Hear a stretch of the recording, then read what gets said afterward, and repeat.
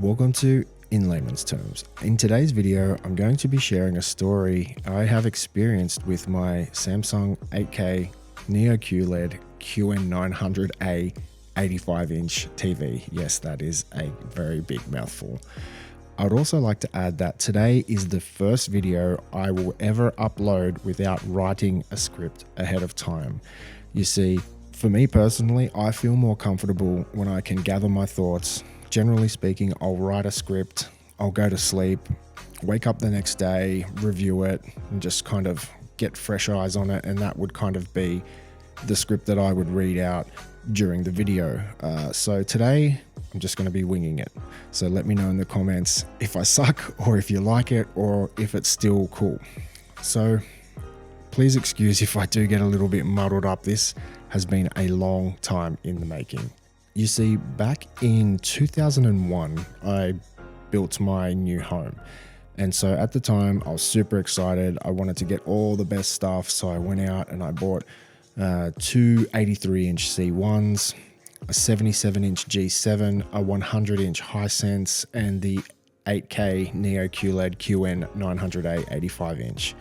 Now, I don't normally like to talk numbers and money on this channel, but I will just say, just for, what's the word I'm looking for?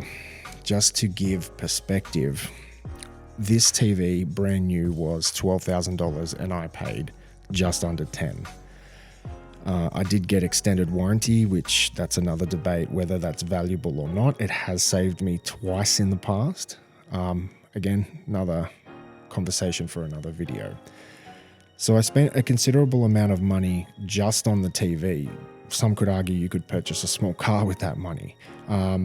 As you have seen in my other videos, I did go to town, bought some nice speakers, receiver, amplifier, sub, the works, did the Atmos thing, super happy. So what essentially started to happen was, it was probably within the first 3 months, the cracks started to appear in the TV. Figuratively, not literally.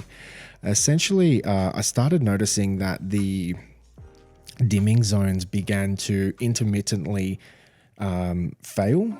So this was within the first three months. I started noticing that you can see here on the screen, some of the dimming zones are lighting up in weird grid patterns. It didn't really make sense. I would reboot the TV, I would have to power cycle the TV, and I could kind of get it to go away. Here's another video where a similar thing would start to happen. I would get these weird horizontal lines. I would get constant screen dropouts, signal dropouts. So I'd be gaming 4K 120, signal would just drop out, just out of nowhere. It was crazy. It was really frustrating. And I was changing HDMI cables. I was calling up Yamaha about my receiver saying, hey, this thing's crap, the signal's dropping out. Eventually, I replaced all my HDMI 2.1 cables, plugged them straight into the TV, same thing. So as you can see here, I'm playing some Apple TV content. This is from Apple TV Plus. Can't remember the name of the show off the top of my head. But as you can see, the screen is flashing. So if you pay attention, the screen just goes brighter. There's a flash. So that's not intentional. That is just the TV when it goes into HDR, particularly in filmmaker mode, which was the most accurate setting out of the box, which is generally what I go for. I was getting some really weird issues. So as you can imagine, watching a movie or a TV show and the screen is literally flashing at you, it would get very frustrating very quickly. In addition, other things that would happen would be that I would just lose signal. So for example, I have my Yamaha RX A6A, which has, I think it's 7 or 9, I think it's 7 HDMI 2.1 inputs. So all of them are the full fat bandwidth, 48 gigabits per second. So I plugged all my consoles, pay TV, Apple TV into the receiver and then passed that through to the TV. It was driving me crazy. So essentially I'd turn on my Apple TV, receiver would light up, amplifier would light up, TV would turn on, no signal. There was absolutely nothing I could do to get the signal to come through. I would pretty much either have to turn it off at the power point or press and hold the power button on the Samsung control until the TV would reboot. And then sometimes I would get a signal again, but it sometimes wouldn't even reboot. And I was going crazy at this point. So this has been going on about 18 months now, intermittently. I would say it happens at least once a week. Different failures, from signal dropouts when gaming, from flashing screens when watching HDR content, from weird grid-like patterns in the mini LED backlight. So at this stage, I'm thinking, is this a me problem? Is this the receiver's problem? Is this the cable's problem? And for those of you in a similar situation, I'm sure you can imagine it's really tricky because there's so many links in the chain that could be the fault, and you really just have to spend the time and isolate it. Now, I don't want to sound like a Karen, but basically my experience with Samsung and the TV repair company was absolutely horrible. So for those of you who have been through this process, first of all, they want to send someone out. They come at awkward times. They don't turn up. You know the drill. Then they would come and they would send one guy who was an elderly guy, and he wants to take the TV off the wall. So who is supposed to do that? I'm not supposed to do that. They're supposed to send two people. They don't. Every time I have to end up taking the TV off the wall gets damaged because this guy can't lift the weight of the 85-inch TV.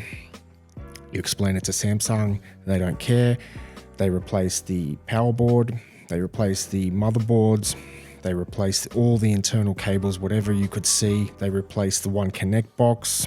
They replace the fiber optic cable from the One Connect box to the TV.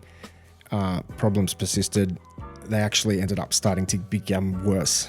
I got all these weird artifacts on the TV, flashing. It progressively got worse. So over the space of about 24 months I owned this TV, it was pretty much deteriorating.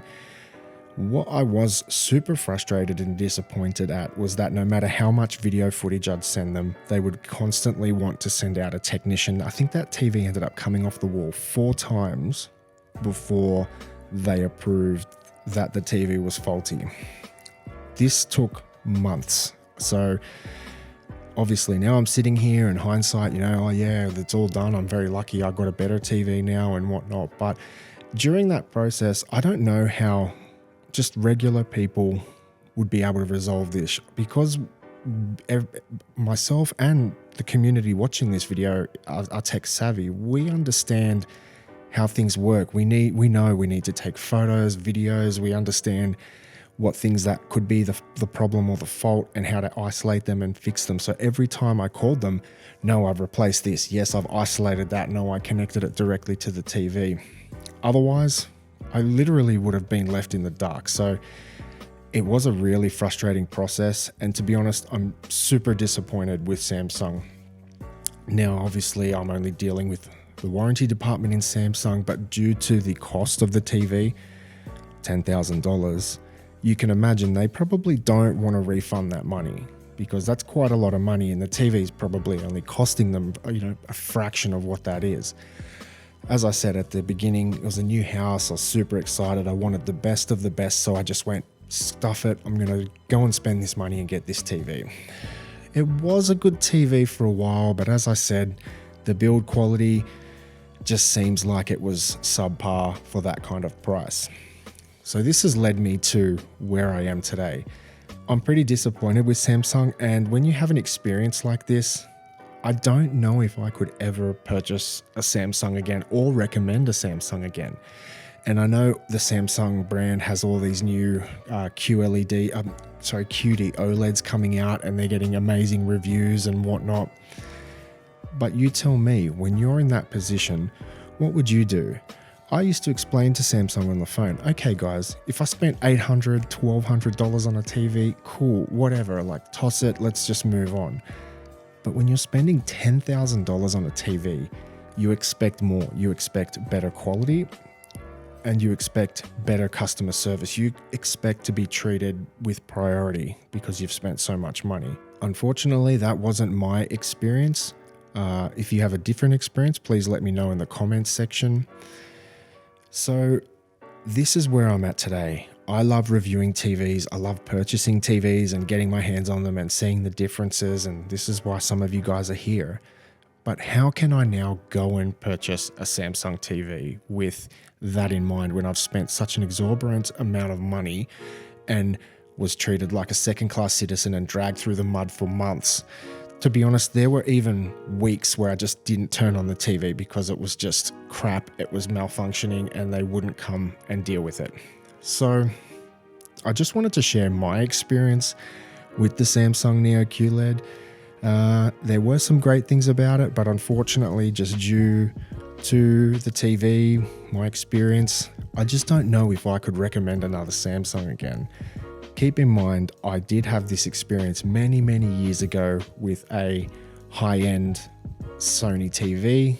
It was around the time when Sony first started launching their 4K TVs. It failed. Sony didn't want to talk to me. Back then, I said I'm never buying a Sony again, but Sony seemed to be the kings of TV at the moment, so what am I to do? I feel like I needed to make this video a long time coming. As I said, guys, I didn't write a script for this. This is just me talking off the cuff. You tell me, did you like this video today? Do you prefer more polished content? Let me know your thoughts in the comments section. As always, I appreciate you guys. Thanks for watching, and until next time.